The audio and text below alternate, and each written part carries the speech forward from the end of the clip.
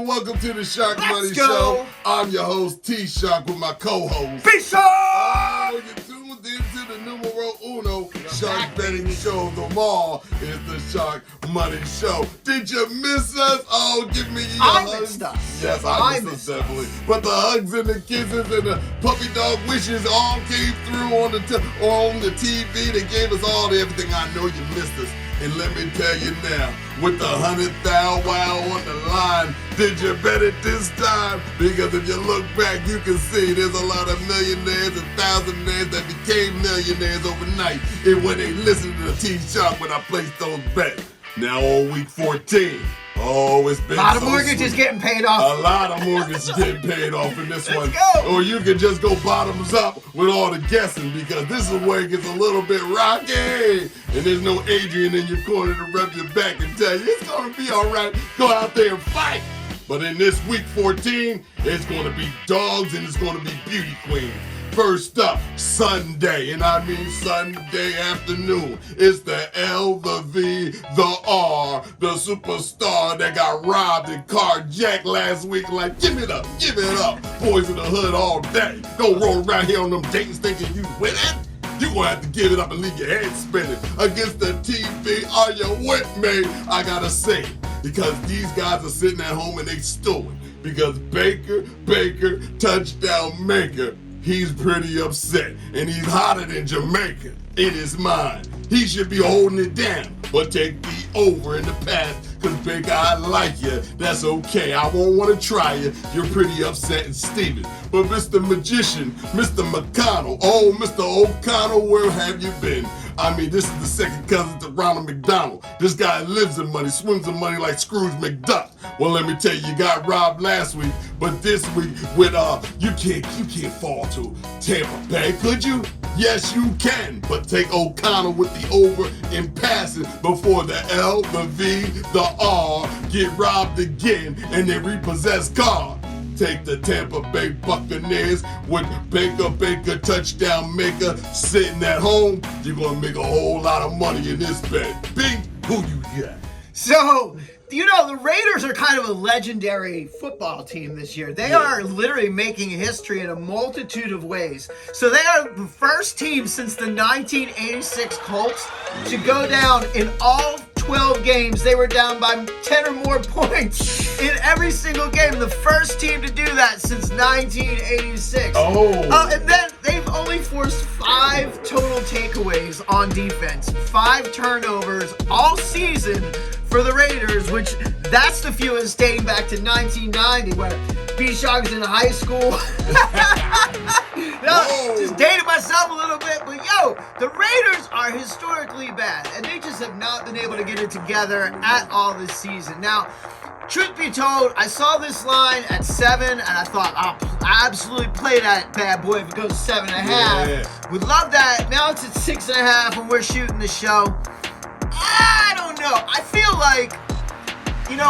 like Baker Mayfield, without the Raiders being able to turn him over, Baker's just going to manage this football game. Have a nice balance of run, pass, whatnot. Right. I could see this game being like 23-17 or 26-17, somewhere in there, but like that's 6.5, man. I don't love that enough to really play it. So I'm going to only have one teaser card this week, and I don't normally tease from 6.5. But what I'm going to do, instead of taking the Buccaneers minus 6.5, I'm going to take the Buccaneers money line, and I'm going to pair that with a money line pick on our next game, and tell you to play both those. We're gonna, because it's the Steelers, okay? So I'm going to pair the Buccaneers money line with the Steelers. We can talk about all the whys. I believe it's our next game, right, T-Shark? Brother. There's so much trying and so many of y'all lying. Because it's going back in the 60s with this get-up. It's the Cleveland, and I mean the baddest team in the whole dang league. How good you do, Mr. Winston? How good you just lead them in the pulpit of love, and you just throwing them, and you're throwing over picks after pick after pick. Mr. Wilson, I'm telling you now, you better get your act together. It's the Cleveland Browns against the Pittsburgh Silent Steelers that come out and take the life out of your whole dang town. I mean, they made mums turn to whispers and oohs turn to ohs. These guys are here for real and they came to steal the show. It's Mr. Russell Flick Wilson, you know. You want to take the over in passing yards in this game because Russell Flick Wilson with a minus 6.5 going to the Pittsburgh Steelers. I think they really want revenge because that little snow game that you called in the airplane and sprayed all them chemtrails above that stadium and made you lose. Ooh, Mr. Winston, take the under in the passing yards for you because the defense is going to say, what? The defense is going to say, what? That's right.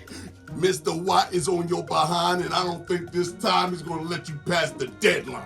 It's over for you. It's over for everybody else, and you can just take the 100,000, the 10,000 right now off that top shelf, because I told you. When I see a guarantee, this is murder she wrote.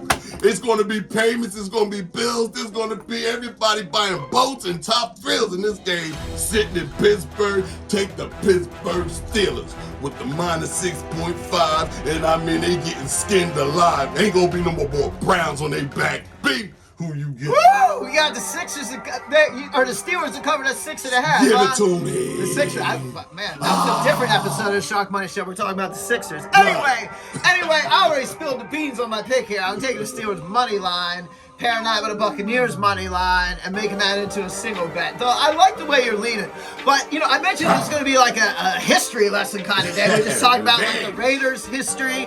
Let's talk about the Cleveland Browns' history in Pittsburgh.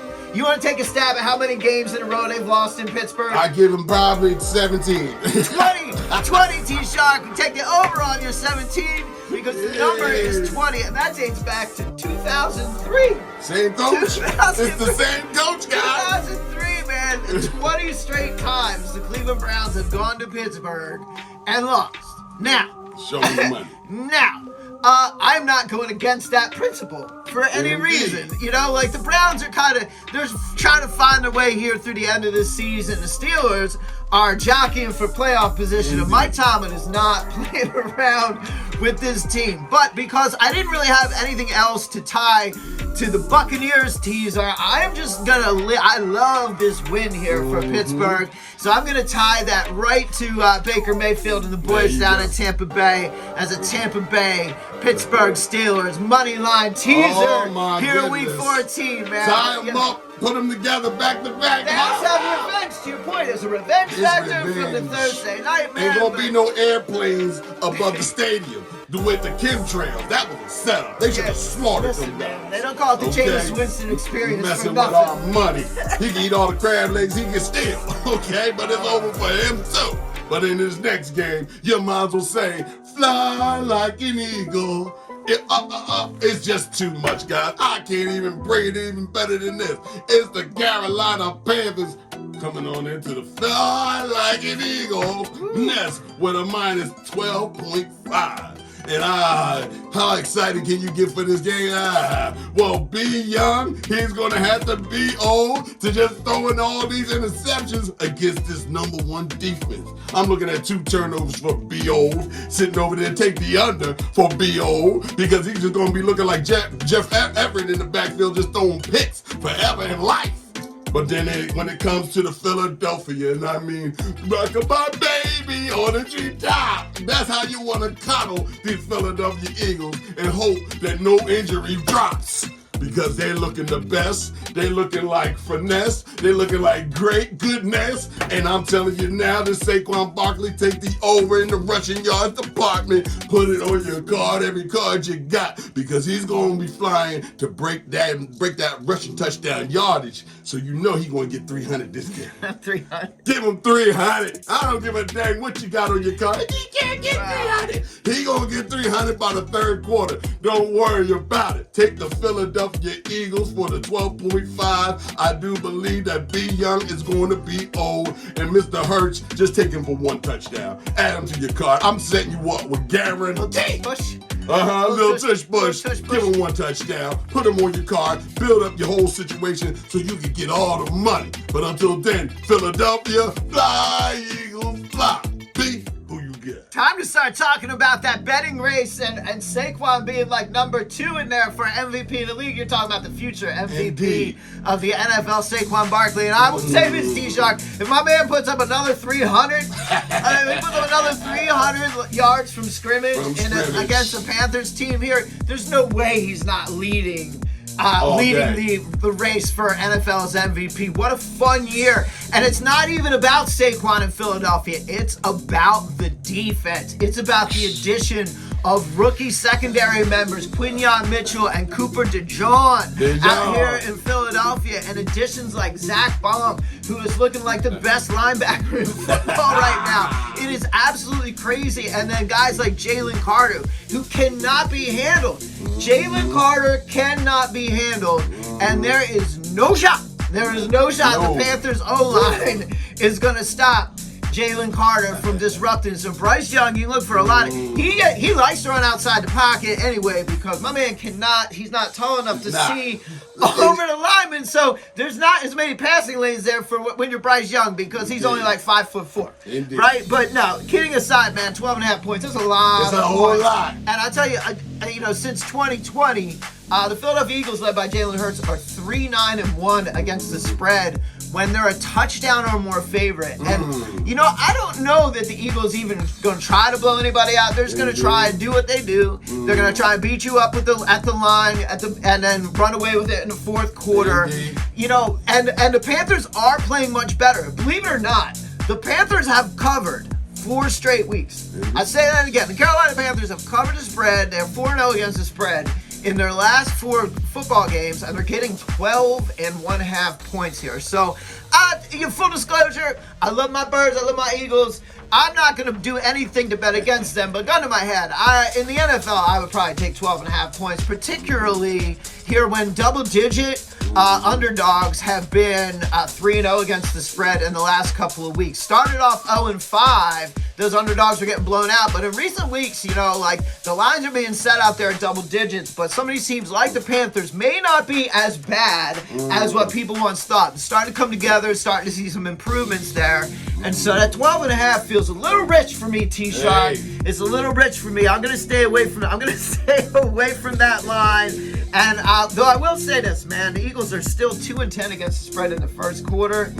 I looked it up to get off start out the gate right. There's going to be decent money to play the Eagles to cover in the first quarter here. And this might be the team to do it against. This feels like a fast start game for the Eagles. So I'll say play them in the first quarter despite their woes. Okay, well now we going with the 12. All right, I've seen this pattern before. Detroit got a 13.5 a couple weeks ago. It's all about patterns, and we're catching your behind, all right? But in our next game,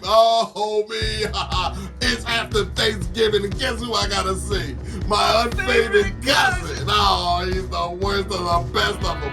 It's the Kirk Cousins ATL Bandits. And if you don't know, that's the Atlanta Falcons sitting in Atlanta. But they're not. They're flying on into the Minnesota of many men. And I mean this many men skull that's going to be sitting in up in those seats and looking at him like, listen, you darn Darnoldson, you better get it together real quick. You better snap out of it. You understand? If I got to get this guy a Slim Jim and go, oh yeah, his behind better come off the top rope with a lot of hope.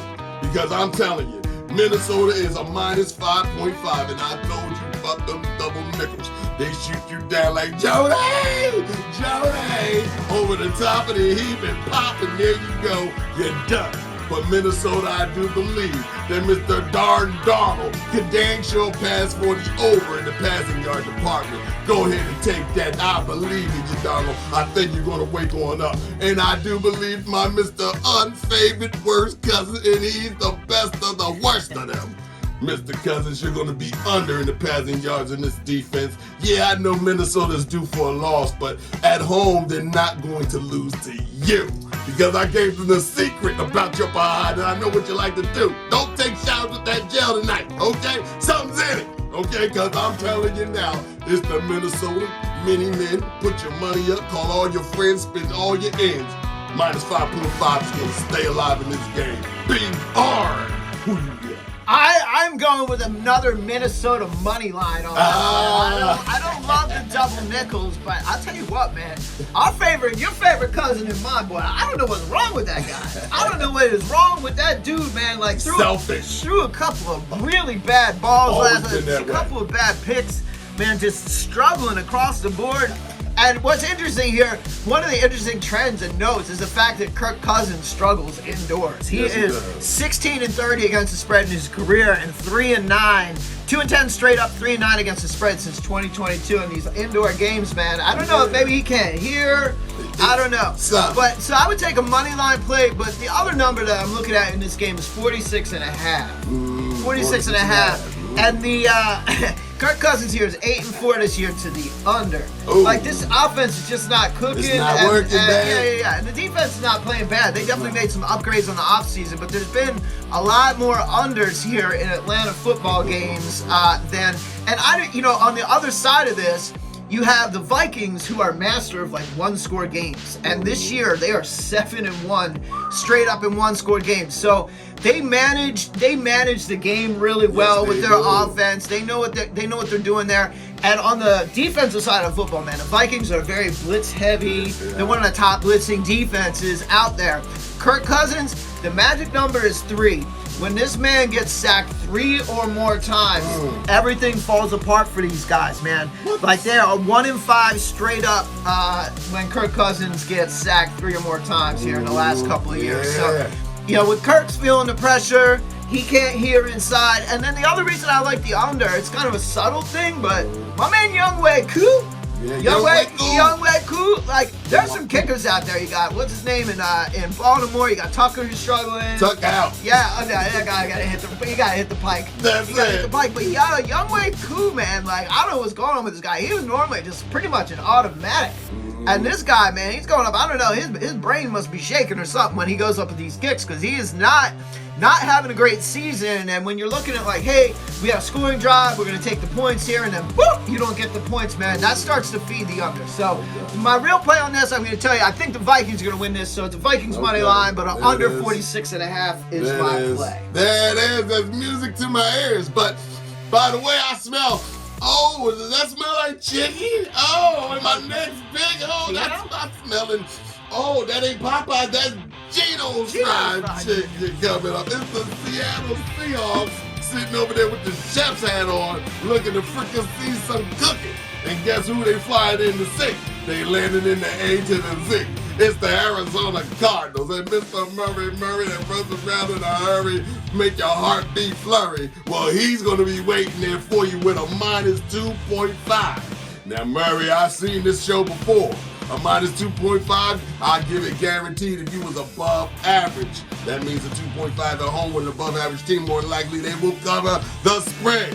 But if I keep smelling chicken, then what Geno's is trying to cook is a little bit of burn. And they mean they trying to go get the Cardinal and put a little bit of grease on you and see how that tastes like. You can't let them come up in your house with this minus 2.5 in your life. Because I'm telling you now, Mr. Geno Fried Chicken is going to be passing over the passing yards. That's right, because he's going to be cooking. But what's going to happen is going to be empty calories for Mr. Geno Jennings. It doesn't matter for who he is and what he can cook. It's over for him. It's the AZ, and I'm not going against the mathematics. I need to have my tassel on so I can swipe it to the right for graduating the words that I put in your mic. That's what I'm telling. AZ all the way. Beef. So fried Seahawk kind of tastes like chicken. Kind of tastes like chicken. Is that what we're talking about? Yeah, I think this is fried Seahawk time. I like the Arizona Cardinals to win this game. I like them to cover the 2.5 points. And once again, I like the under in this game. And it, the Seahawks and Geno has been a little inconsistent. They kind of been up and down their offense. You kind of it's like a little box of chocolates. You don't quite know what you're going to get there. But on the other hand, what has been extremely consistent here, especially in the last 3 weeks, is the Cardinals defense. Let's not forget they got Jonathan Gannon over there as their head coach, who was a defensive guy. Wasn't my favorite coordinator, but still a defensive guy at the head coach. This defense in the last 3 games has given up that many touchdowns. 0 touchdowns on 26 opponent drives. Jets, 6 drives, no touchdowns. Bears, 12 drives, no touchdowns. And those are bad teams. I get it. But that's still Aaron Rodgers, okay? But and then the Chargers, right? Not too bad. 8 drives. 0 touchdowns given up by this Cardinal defense. What? So I don't know what's going on out there in Arizona, and the Cardinals got this home game. They got their defense is playing, and we know in Philadelphia what a good defense is going to do. You're going to go into that game, you know you're going to win that game because you're going to ask your defense to go out and do it. And so, and with the inconsistent nature of the Seahawks offense, man, I think this Cardinal defense is going to help them win this football game. I think they're going to keep it under, but I'm with you, man. Normally I look at that 2.5 and I'd be thinking like, Seahawks plus 8.5 on a team. No. I did not like that. I think the Arizona Cardinals are clearly better overall football team. They're actually fighting for something. There's a bit of a race going on right there. And their defense is cooking. You put all that together, 2.5 points. I'm with all day, we'll cover every that, day. Arizona. Let's go get it. Take Murray with the over and passing yards, by the way. But in my next pick, hey there, oh my, I see what? It's somebody flying on in from the great Chicago Bears. Coming on into the San Francisco, and I mean San Francisco less, San Francisco nothing. They just S, and that's all they can give you because they're half a team that's wounded. I mean, like a wounded dog in the woods, you're hunting him down by trailing and tracking his blood. San Fran looks like they bleeding, and Mr. Purdy ain't looking that Purdy. Well, they're giving Spotted a 3.5 sitting at home down the street from Candlestick, and oh well, I don't know where that is, but it never rains in Southern California. We'll get ready for a lot of cries and a lot of alibis. I'm telling you, I didn't see nothing. I don't know nothing. Because Purdy's going to pass for the over. I will say this. Purdy will pass for the over. He will be working with smoke and mirrors, and do not underestimate.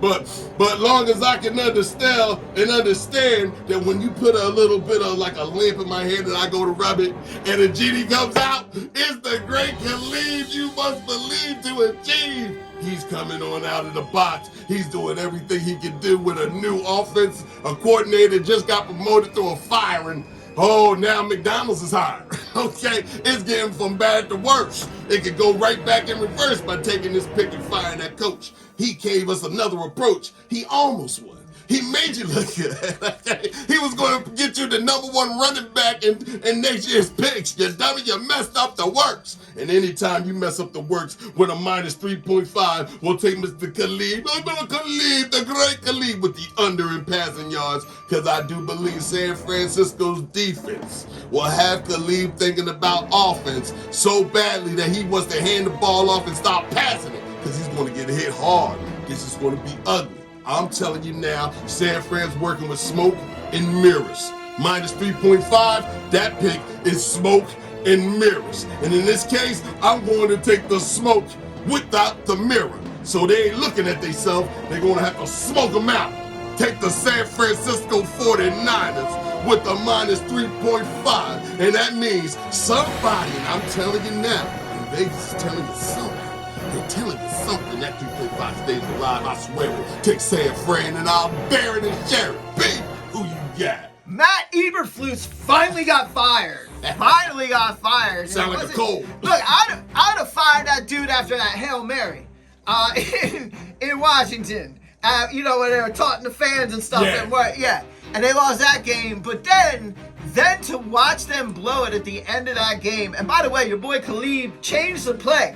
Changed the play at the line all the time. He didn't even know if they had a timeout or not, man. Like, that is such a poorly run team that you could put a traffic cone in there instead of Matt Eberflus, and this team is going to do better. And I think that the Bears have underperformed the expectations. I think their number 1 pick, despite the fact everybody give him grace because he's a rookie, I think he underwhelmed in his first year so far. And I think everybody on this team probably needs a big reason for that. And I think they all want to point the finger at the fired head coach that they got rid of and say, you know what, it was that guy's fault. That's not Wasn't us. It was that guy's fault. Look at how poorly run everything was. And you know what?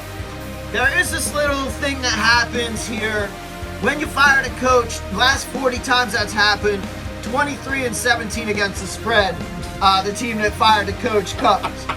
So there isn't and on the other side, you get the 49ers. McCaffrey's out. They also lost Jordan Mason. They're really banged up, and they are out. They're done. Like, they're donezo. It's you over. can probably make a mathematical case that, like, they could squeak their way to the playoffs, but I think everybody knows what's happened already in San Francisco. And so these guys are out there kind of going through the motions. I feel like the Chicago Bears got something to play for. Yeah. I feel like this is a bit of their Super Bowl coming in on this particular week. So I am going to lean with that 3.5 points. I'm going to take Khalid plus the 3.5, and I'm going to look for a close one out there in San Fran. Maybe the Bears do it, maybe they don't, but I think this is a field goal game at best, and I'm going to take them with the 3.5. Hey, I wish it on the star. You know what I'm trying to tell you? It's going to be magic, and I'm telling you right now, the great Khalid may have some magic in his trunk. It could happen. But in our next pick, on Sunday night, oh me, oh my, could it be the creme of the creme that I see in FOY in this game tonight? It's going to be ugly. It's going to be feuding. It's going to be Rasputin. It's ugly. It's the LAC. And I mean the lackety-lack. The lackety-lack that sits in the back of the Cadillac. You got to open the door when you see this guy. Okay, he's popping out. It's Mr. Harbaugh in the back of the lackety-lack that you pushing around the city. They're flying on into the Kansas City Chiefs. And I mean, Mr. Mahomie is strumming another tune. The fix is in. I've never seen such an obvious situation that Kansas City has been in this year that's so blatant that y'all turn y'all back in a blind eye. Y'all better start reviewing fouls. Y'all better start reviewing all that mess, because you know what? Y'all referees is messing up. In Vegas, you got the referees. I know they got bonuses. It's okay. But it's the Kansas City Chiefs with all the magic and all the smoke and with all the majestical buddies popping out the hat to get a win, but not cover the spread. And guess what? It's minus 3.5 going to the Kansas City Chiefs. And I do believe Mr. Harbaugh, when he steps out with his patent leather shoes and they shining, the sunlight shining on him and the sparkles takes the eye away, it's going to be Mr. Sherbert passing away. And I mean not going away, but passing forward and getting the over in the passing department. That's what that coach brings out. And when I tell you my homie will pass over in his department. Ooh, that's a little bit tough. Take the under for Pat Mahomes in the passing department, because the running game, the time of offense that's going to be on the field that this man is going to command in the Chiefs' home, I'm going to go ahead and say it. Oh, me, oh my, take the LA Chargers that work the hardest, strike lightning twice in the same place they say it doesn't. It's going to strike the first time right here tonight. Take it Sunday. The LAC, the Harbaugh with the +3. I know what I'm talking about. Get your money out. Bing, who you get? The question is, will lightning strike twice here as well? We will see. You know, I've never been a Chargers guy, T-Shark. I get a little hesitant when we're talking about the Chargers. But first, let's talk about the Chiefs, man. And they're one of the leaders out there in all football. But you know who they remind me of? They remind me of the Philadelphia Eagles from last year. Remember the Eagles jumped out? They were 10-1 last year, but they were winning these games. It was like, we shouldn't have won that game. They shouldn't have won that game. They were kind of getting lucky. Dude had a game-winning touchdown, hit him in the numbers, and drop it.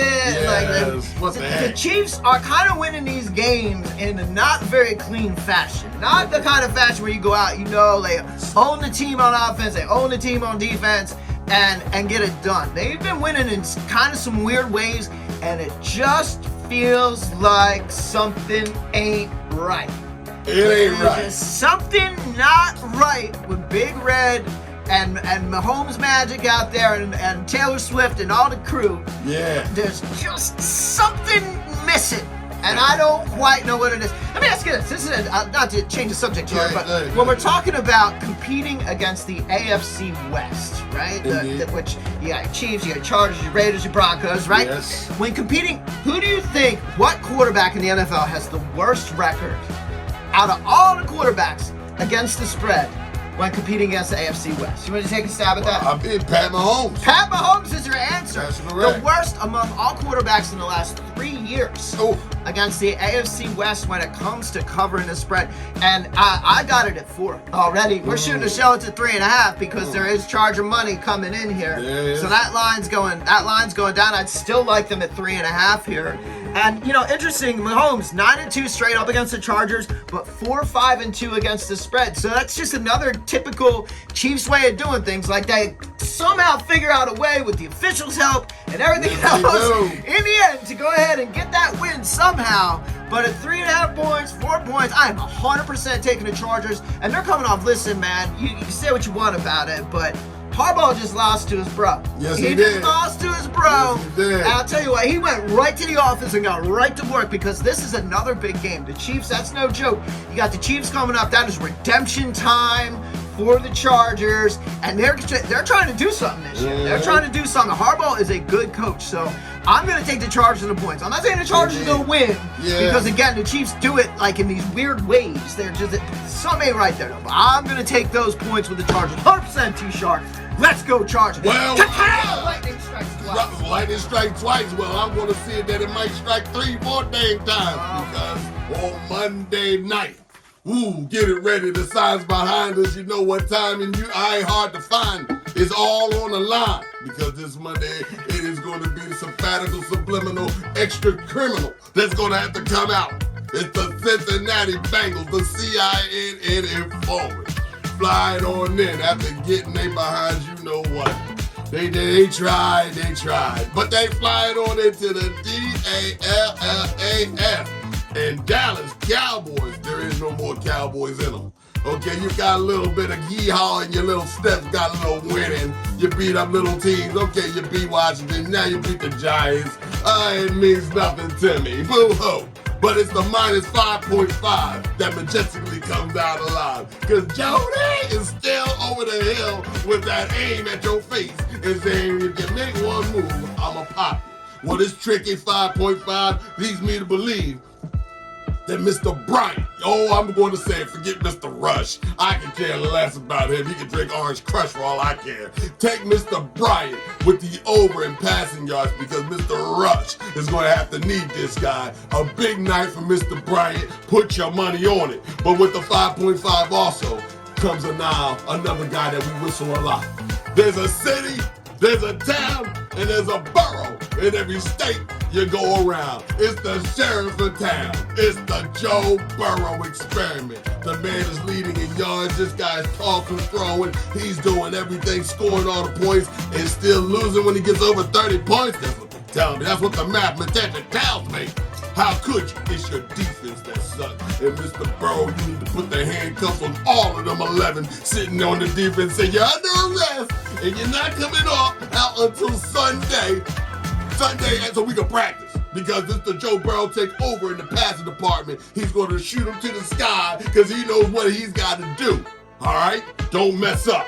And if it's going to be somebody else that I want to pick, Mr. Chase, yes, Mr. Chase, they shall be chasing you all the way down the field. You will get over 6 catches. Take Mr. Chase for over in catches and receptions. That 6 is a magic number for this man. He's going to get like 8 of them in this game. Dallas still sucks.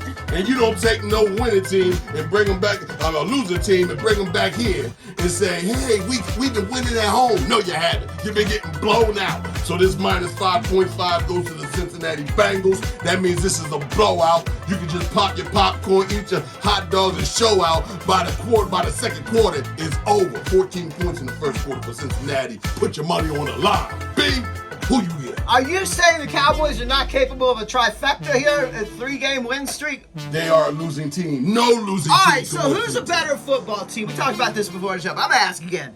Who is a better football team, the Washington Commanders or the Cincinnati Bengals? The Washington Commanders.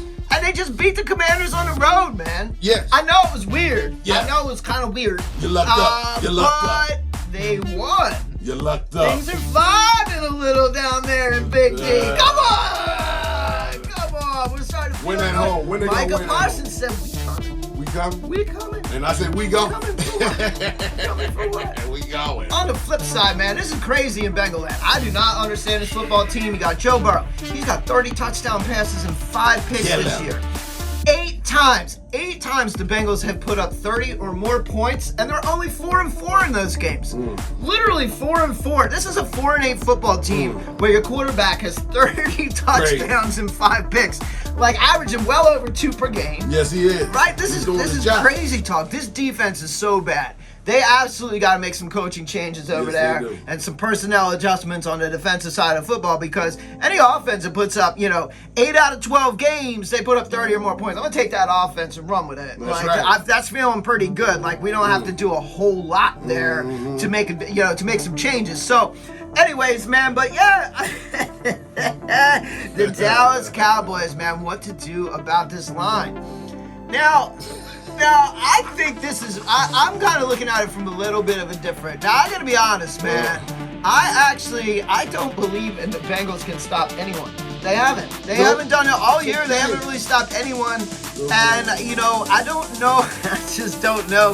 I feel like Cooper Rush might be able to put a game together. He's not that much worse than Dak Prescott. Like, we can talk about him like he's the backup, but the backup to what? Like, I don't know that they got a whole lot of... But, things are feeling a little better in Dallas. They've also had, the last time they played was Thanksgiving, so they've had 11 days. This is now a Monday night game, going from Thursday all the way to Monday. That's a lot of rest, it's a lot of recuperation, a lot of getting the body right, a lot of time to strategize against the defense. It's been pretty weak, so if I were going to play this line, I would go the other way. I would take the Cowboys plus these 5 and plus the double nickels. But I think with this game, I'm going to look at it from a couple of different angles.